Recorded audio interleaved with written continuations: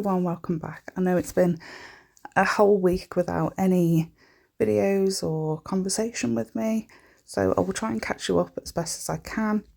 But first we need to quickly talk about what is going on in this video today. So I've grabbed Blissfully Yours, El Rey, I think this one is, yeah, and then Lightborn, I think, yes.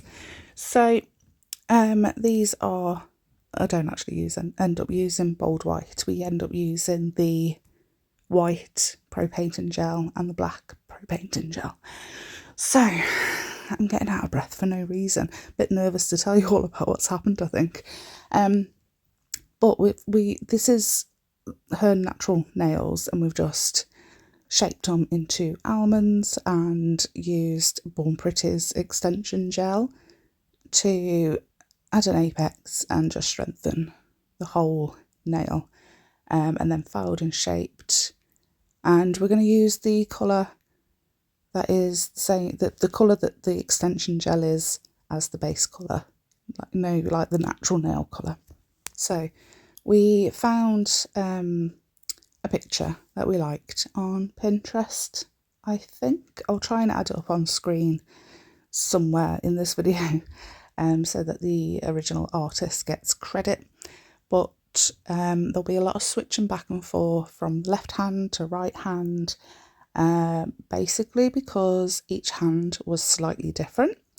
So each thumb was different, so I had to film each finger individually, sort of thing. So let's get into what the heck has been going on. I've decided to come and lie on my bed and do the voiceover instead of being at my nail desk in the nail room, just be a bit more comfortable. So a lot of you who have been here for a while know that my mum has had a lot of health scares the past couple of years.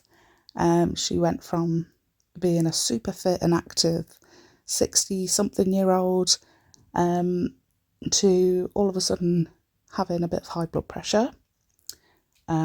She was being monitored for that, and if it wasn't for a different doctor checking her over this one time, she wouldn't be here, basically.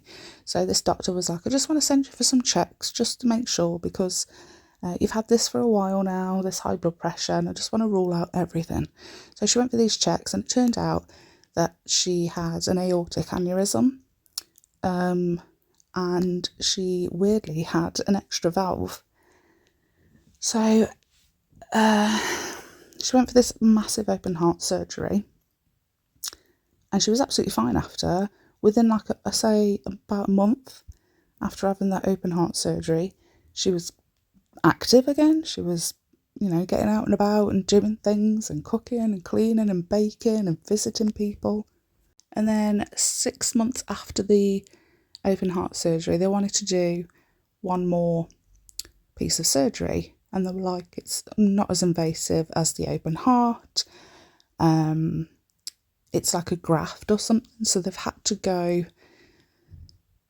you can feel this weird piece of metal next to her ribs on her left hand side, and they've put this weird graft tube metally thing in her arm and in her shoulder and going to her heart or something. I don't really know.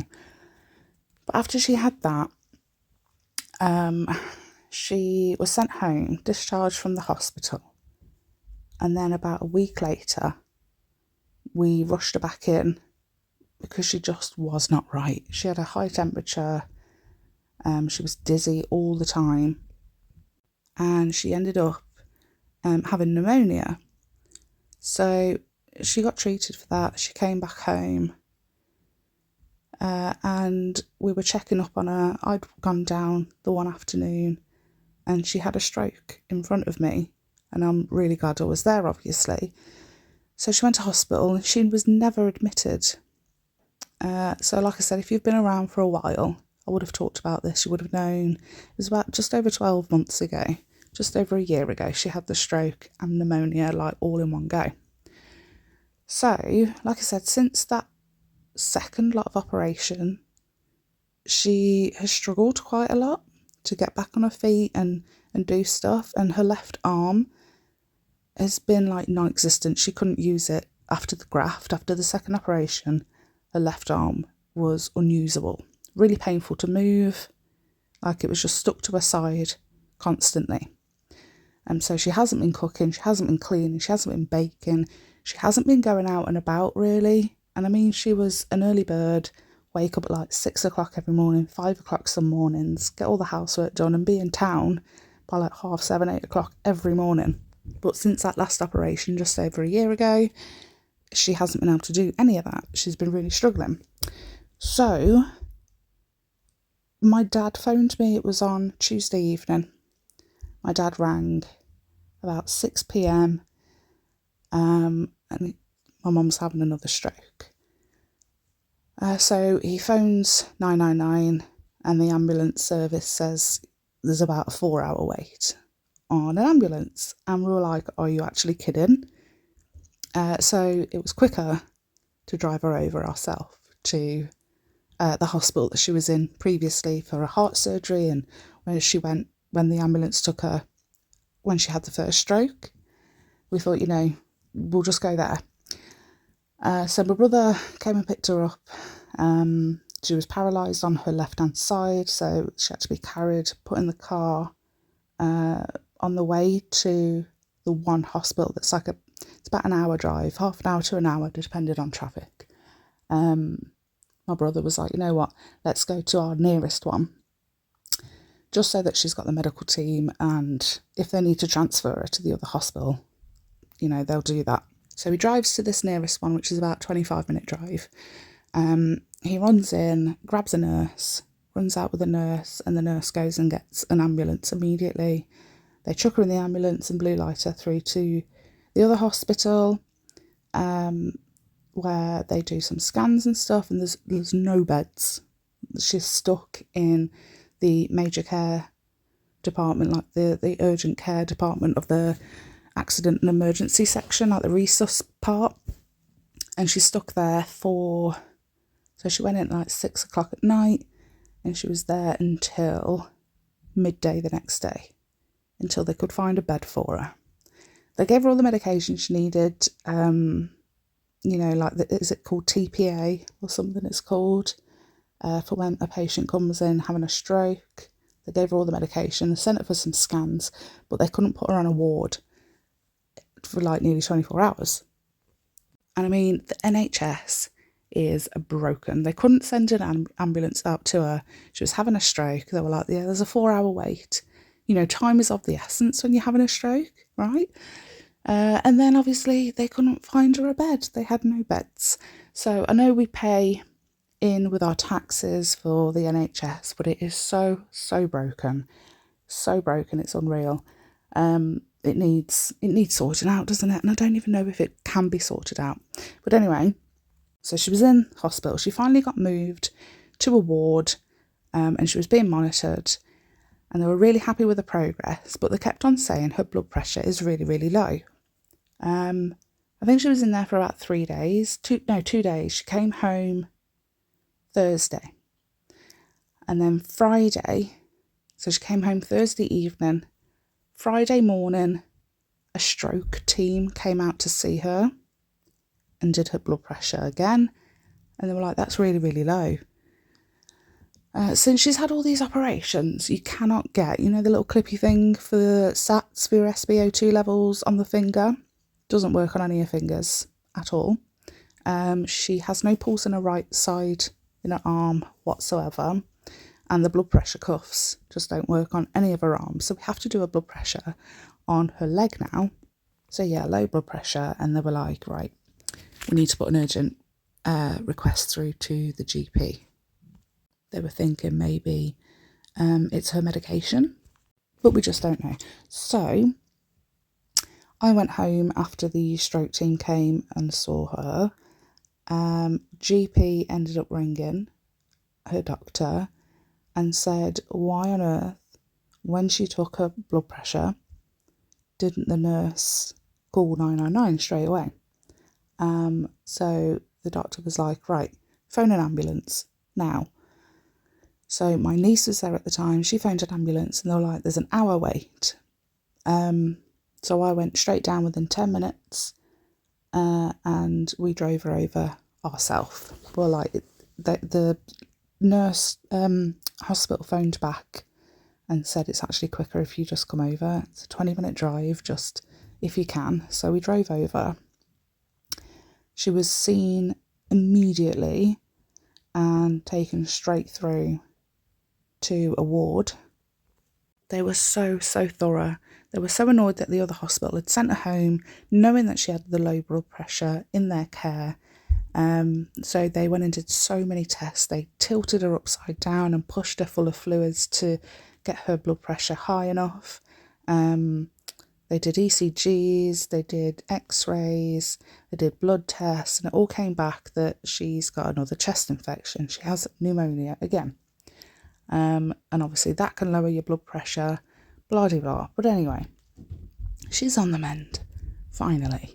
Her mobility has come back pretty well, to be honest. Her speech is doing really, really well. So she came home last night and she's absolutely exhausted. So she just needs lots of rest. But she is, oh my gosh, isn't she strong?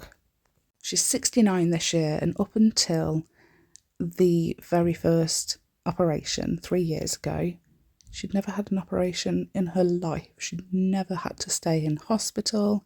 She's been as fit as a fiddle up until they were like, let's just do some checks because you've got a bit of high blood pressure. And then lo and behold, she was about to die. So thank God that one doctor was like, let's just investigate a little bit. My God, I've been rambling for like 10 minutes straight about my mum. I'm so sorry. But yeah, that's what's been happening this week. And that's why I have had no time whatsoever, or the energy, or the motivation to do anything other than look after my mum. So I thank you very, very, very much for bearing with me and your lovely, lovely messages. Yeah, it's been a stressful week, but she's still here to tell the tale. She is super, super strong, and she's just got to be looked after a little bit more than before. So the nails, we have done literally a mixture of everything, but they have got to have some chrome added to them. So the ones that are going to have chrome, I said, I don't know whether it was last video or a couple of videos before that, but matte top coat, well, wipe any inhibition layer, then matte top coat, then wipe again after it's cured, then buff until you are certain that there are no specks, no part of that nail that isn't buffed. Dust off, wipe again, put your design on with a painting gel, an art gel, anything like that.